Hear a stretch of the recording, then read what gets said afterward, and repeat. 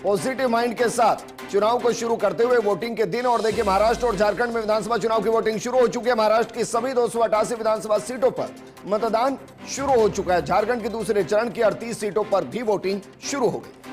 इसके साथ ही 4 राज्यों की 15 विधानसभा और महाराष्ट्र की 1 लोकसभा सीट पर भी उपचुनाव के लिए वोटिंग शुरू हो गई है। उत्तर प्रदेश में 9 विधानसभा सीट, पंजाब की 4 विधानसभा सीटों पर उपचुनाव है आज।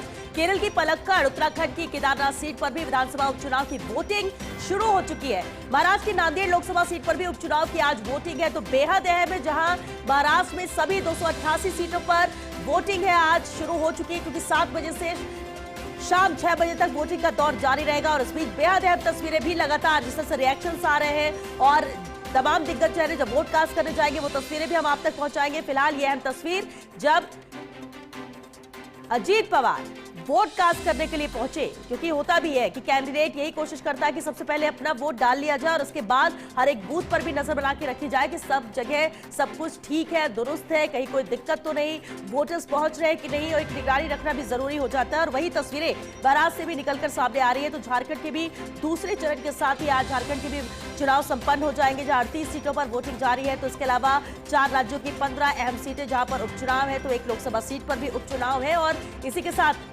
इलेक्शंस कंप्लीट होंगे इस बार और अब रिजल्ट का इंतजार 23 तारीख को रहेगा। लेकिन विजेंद्र 7 बज चुके हैं, वोटिंग शुरू हो चुकी है। और अब श्वेता, और जो तस्वीर हम दिखा रहे हैं, तस्वीर अजीत पवार की है, इसलिए महत्वपूर्ण है क्योंकि इससे पहले के चुनाव के अंदर शरद पवार की छत्र छाया में वो चुनाव लड़ा करते थे, पार्टियां चुनाव लड़ा करती थी, मोरली प्रेशर इतना ज्यादा नहीं था।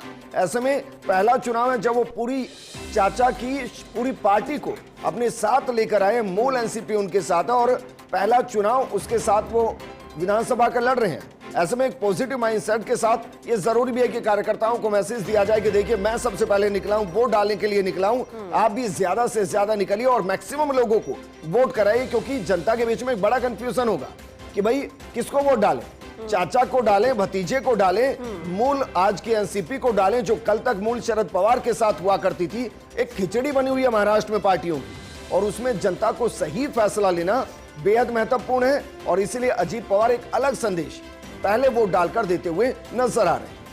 बिल्कुल, और अब स्थिति ऐसी हो गई कि अब मूल पार्टी है नहीं, या बिखरी हुई पार्टी है, या टूटी हुई पार्टी है, तो अब क्या वाकई में वोटर्स के लिए पार्टी अहमियत रखेगी या उनका कैंडिडेट अहमियत रखता है, ये भी बेहद अहम हो जाएगा। और इसलिए सुबह 7 बजे से जैसे ही वोटिंग शुरू हुई है, क्योंकि उपचुनाव के भी लिए वोट डाले जा रहे हैं, तो महाराष्ट्र और झारखंड में विधानसभा चुनाव के लिए वोट डाले जा रहे हैं, लगातार तस्वीर आप तक पहुंचा रहे हैं। और महाराष्ट्र की जब बात करें, बड़ा राज्य है, 288 सीटों पर जब एक साथ वोटिंग हो रही है, तो ऐसे में जनता किसके साथ जाती है ये भी बेहद अहम है और चर्चा का विषय भी रहेगा। लेकिन अभी सबसे जरूरी हो जाता है कि जब 7 बजे से वोटिंग हुई तो कितनी बड़ी तादाद में वोटर्स पहुंच रहे हैं, कितना रुझान, कितना उत्साह उनमें नजर आ रहा है, व्यवस्थाएं किस कदर है, क्या हर एक बूथ पर सुचारू रूप से वोटिंग शुरू हो गई है या नहीं। और ये तस्वीर आप देख सकते हैं जब महाराष्ट्र के राज्यपाल वोट कास्ट करने के लिए पहुंचे।